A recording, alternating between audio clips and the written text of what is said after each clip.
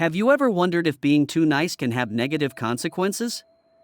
In a world where kindness is valued but often misunderstood, it is crucial to explore how our generous actions can impact our own lives.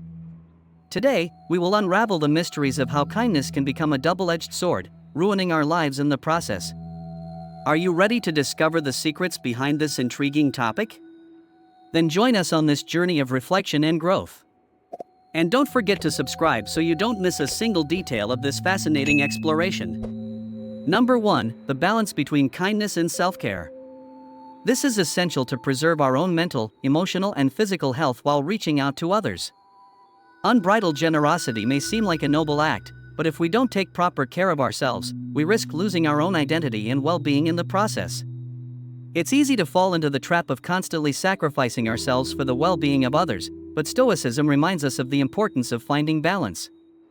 It teaches us that being kind to ourselves is not a selfish act, but rather a necessity to keep us strong and able to continue helping others in a meaningful way.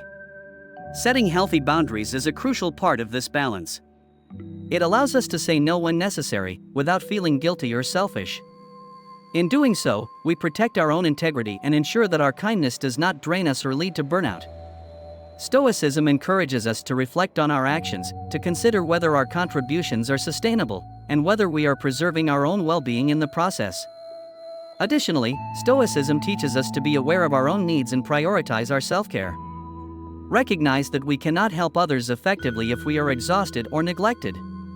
By taking time and energy to care for ourselves, we become stronger, more resilient beings, able to provide genuine and meaningful support to those around us. Thus, finding a balance between kindness toward others and personal self-care is essential to maintaining our own health and well-being. Stoicism offers us the wisdom and tools to set healthy boundaries, prioritize our own well-being, and continue to be generous in a way that is sustainable and meaningful to both ourselves and those around us. Number 2. Reciprocity and expectations. In the complex web of human relationships, generosity is often colored by expectations. The Stoics, with their insightful look at human nature, invite us to strip our acts of kindness of any expectation of reciprocity. It's like throwing a seed into the ground and demanding that it germinate immediately. This philosophy challenges us to give without expecting anything in return, to free our gestures from any condition or attachment. In doing so, we emancipate ourselves from the weight of expectations, embracing the pure essence of the act of giving. Stoicism urges us to give with an open heart, without the shadow of waiting or disappointment. It frees us to find deep satisfaction in the simple act of providing support and help to others. By focusing on our actions and not the results, we cultivate genuine generosity that does not seek external reward or recognition. This mindset protects us from the frustration that comes from unmet expectations and leads us to discover a sense of fulfillment in the very act of giving. It teaches us that true joy lies in the very act of being generous, not in what we hope to receive in return. Thus, we become sources of light and benevolence, radiating love and compassion toward those around us without clinging to any specific outcome. If you're enjoying what you've seen so far, I encourage you to show your support by clicking the I like it, which you will find just below. Your support is essential so we can continue bringing you quality content. Number 3. Setting limits. In the tumultuous journey of life, the art of saying no becomes a powerful tool of emotional self-defense. Stoicism offers us a valuable perspective, the value of setting clear boundaries to preserve our physical and emotional well-being. Saying no is not an act of selfishness, but rather an act of self-discipline and self-love. By setting healthy boundaries, we not only protect ourselves from burnout and exploitation, but we also send a clear message to the world about the value we place on ourselves. In a world where demands and expectations can be overwhelming, Stoicism urges us to discern between relationships that enrich us and those that deplete us. Cultivating genuine connections based on mutual respect is essential to our emotional well-being. By setting boundaries, we not only protect ourselves, but we also inspire respect for ourselves from others.